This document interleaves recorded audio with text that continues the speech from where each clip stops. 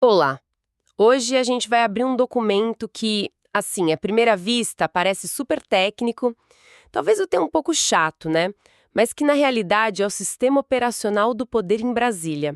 A gente está falando do regimento interno da Câmara dos Deputados. Pensa nele não como um manual de regras empoeirado, mas sei lá, como um mapa do tesouro que mostra onde o poder real se esconde e como as decisões são costuradas nos bastidores e, o mais importante, como uma simples ideia pode ou não virar uma lei que afeta a vida de milhões de pessoas. E essa é a nossa missão hoje, decifrar esse mapa. Vamos seguir a jornada de um parlamentar desde o primeiro dia de mandato e rastrear o caminho de um projeto de lei, revelando os rituais, os pontos de estrangulamento e as táticas surpreendentes que definem o jogo político. Vamos desvendar essa máquina. Tudo começa muito antes da primeira votação no painel eletrônico. Uma pessoa eleita recebe o diploma da Justiça Eleitoral e tem que correr para apresentar na Câmara.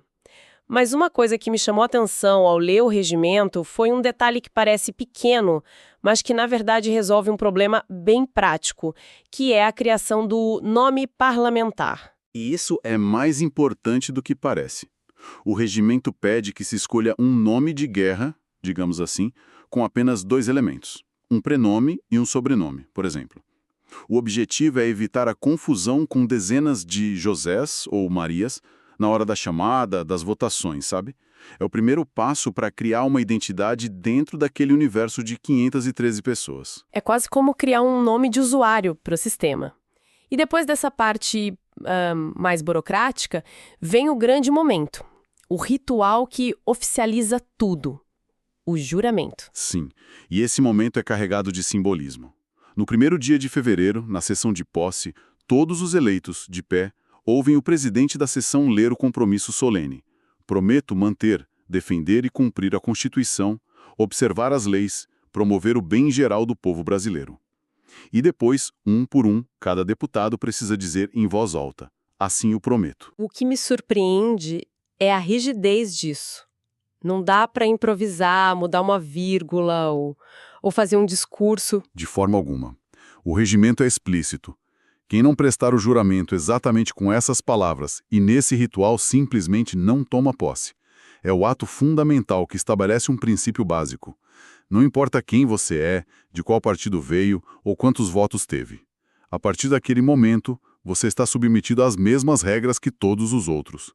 É o nivelamento inicial do jogo democrático. Então, depois de todo esse ritual de posse, que é carregado de simbolismo, a gente entra na parte pragmática do poder. E o primeiro campo de batalha não é uma lei, mas sim a definição de quem vai comandar a própria casa, certo? A eleição da mesa diretora. E essa é a primeira grande negociação da legislatura. A mesa diretora funciona como o conselho de administração da Câmara. É ela que define o ritmo dos trabalhos, controla o orçamento, os funcionários, a segurança, tudo. O cargo mais cobiçado, obviamente, é o de presidente da Câmara, que na prática é o terceiro na linha de sucessão da presidência da República. E a eleição para esses cargos é secreta, mas a composição da mesa segue uma regra de proporcionalidade, tentando refletir o tamanho dos partidos na casa. Isso parece justo no papel, mas na prática não acaba cimentando o poder dos grandes partidos e deixando as minorias com cargos puramente simbólicos. Essa é a grande tensão. Por um lado, a proporcionalidade garante que a mesa seja um espelho do que os eleitores decidiram nas urnas, né? Se um partido tem 30% dos deputados, faz sentido que ele tenha uma influência proporcional na direção da casa. Por outro lado, isso cria um núcleo de poder muito forte. O presidente da Câmara, por exemplo, tem a prerrogativa de decidir o que entra na pauta de votação. Ele sozinho pode acelerar um projeto de interesse do governo ou engavetou para sempre uma proposta da oposição.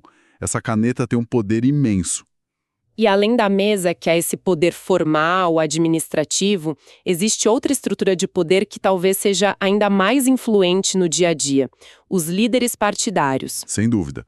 Se a mesa diretora é o conselho de administração, os líderes são os chefes de operações. Cada partido ou bloco partidário elege o seu, e o regimento dá a eles um poder gigantesco. Certo, eles podem orientar a bancada na hora de votar, por exemplo. Mas o poder vai além disso, não é? Muito além. Uma das ferramentas mais valiosas que um líder tem é a de indicar os membros das comissões. Pensa nisso. Um deputado novato quer uma vaga na poderosa Comissão de Finanças ou na Comissão de Constituição e Justiça. Essa vaga passa invariavelmente pela bênção do líder. É assim que a lealdade e a disciplina partidária são construídas na prática, muito além do discurso. É uma moeda de troca valiosíssima em Brasília. E é no colégio de líderes que as coisas realmente acontecem, antes mesmo de irem para o plenário. Exatamente. O colégio de líderes é uma instância que nem sempre aparece nas notícias, mas é ali que o presidente da Câmara se reúne com todos os líderes para definir a pauta da semana. É uma grande mesa de negociação. Um líder pode dizer: eu libero minha bancada para votar a favor do seu projeto X se você colocar na pauta o meu projeto Y. É o lugar onde a agenda legislativa do país é, de fato, costurada. Entendido. Então, com a casa organizada e os centros de poder definidos, vamos seguir o caminho de uma ideia. Uma proposição, um projeto de lei, chega à Câmara. O destino inicial são as comissões. E é aqui que um projeto pode ganhar vida ou ser enterrado silenciosamente. Pensa nas comissões como a cozinha de um grande restaurante e o plenário como o salão principal. Antes de um prato chegar à mesa dos clientes, que seriam todos os 513 deputados, ele precisa ser preparado, temperado e aprovado pelos chefes especializados na cozinha. Essas cozinhas são as comissões temáticas: Comissão de Agricultura, de Educação, de Segurança Pública.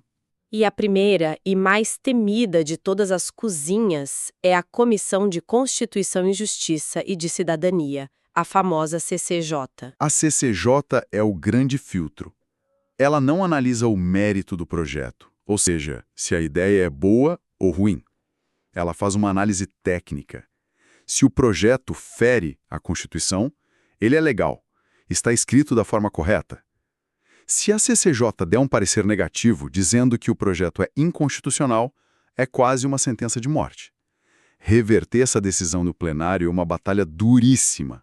Muitos projetos morrem ali, por razões técnicas ou, muitas vezes, por manobras políticas disfarçadas de análise técnica. E aqui tem um ponto que, para mim, foi uma das grandes revelações do regimento. Um projeto de lei pode virar lei sem nunca ter sido votado por todos os deputados no plenário principal. É o tal do poder terminativo. É isso mesmo. Voltando à nossa analogia do restaurante, o poder terminativo permite que a cozinha prepare, aprove e sirva pratos mais simples diretamente aos clientes, sem precisar da aprovação final do maitre, que seria o plenário. O regimento permite que projetos que tramitem em poucas comissões sejam aprovados de forma definitiva por elas. Mas por que isso existe? Não é arriscado aprovar leis sem o voto de todos? É um mecanismo de eficiência. A Câmara recebe milhares de projetos de lei. Se todos eles tivessem que ir para o salão principal, o sistema travaria. Isso libera o plenário para focar nas questões mais complexas, polêmicas e de grande impacto nacional, como reformas constitucionais ou orçamento. Mas, claro, existe uma trava de segurança. Que seria o recurso para levar ao plenário? Abre-se um prazo curto, de 5 sessões, para que um grupo de deputados, 1/10 da casa, ou seja, 52 deputados, apresente um recurso. Se esse recurso for apresentado, o projeto perde o poder terminativo e é obrigado a ir para a votação de todos no plenário. Se ninguém recorrer, a decisão da comissão se torna a decisão da Câmara e o projeto segue para o Senado. Muitas leis que afetam o nosso cotidiano são aprovadas assim, longe dos holofotes. Certo. Mas agora vamos para o grande palco. O projeto sobreviveu às comissões, não foi terminado e chegou à ordem do dia do plenário.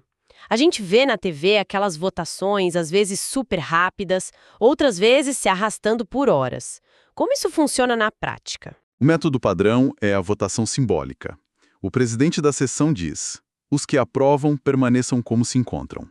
Ele olha para o plenário, avalia visualmente que a maioria está a favor e declara: aprovado.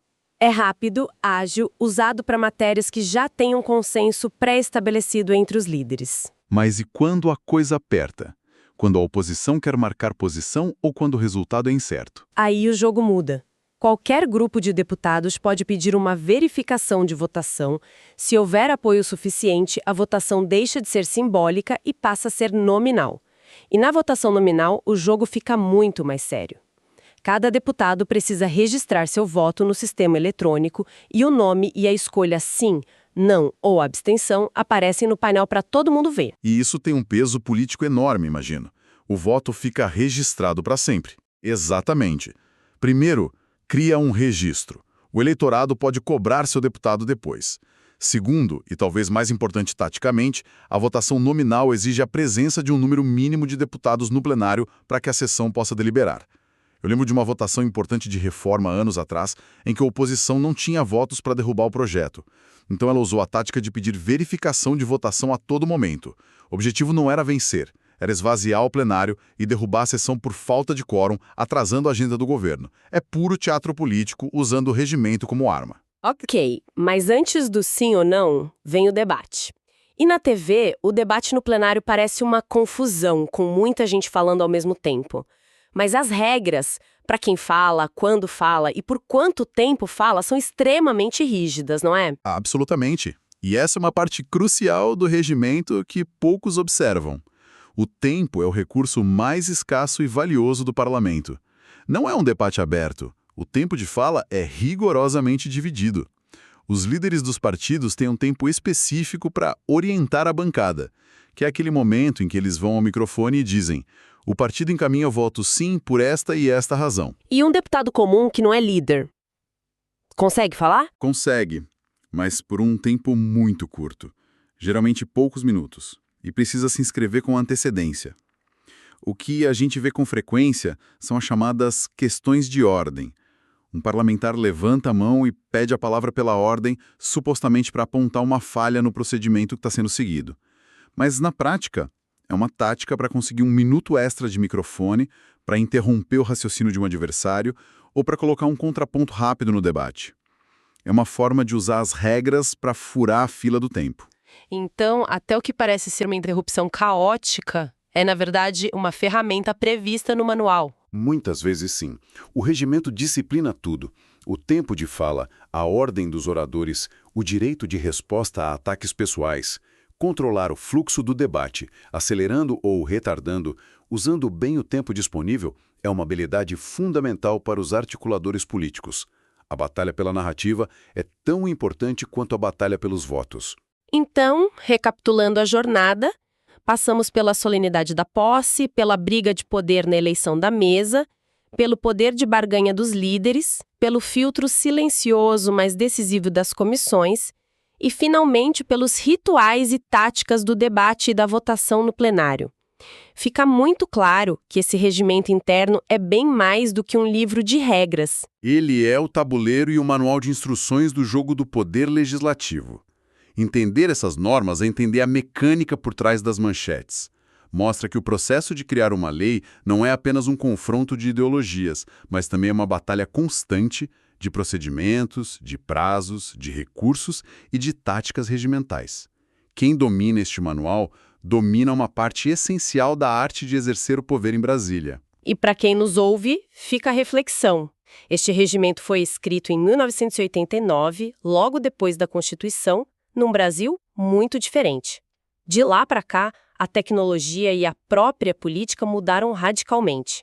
Fica a pergunta: até que ponto as regras não escritas, os costumes e a cultura política que se desenvolveram ao longo dessas décadas acabam se sobrepondo ou até driblando os procedimentos formais que a gente analisou aqui? A resposta para isso talvez não esteja em nenhuma manual.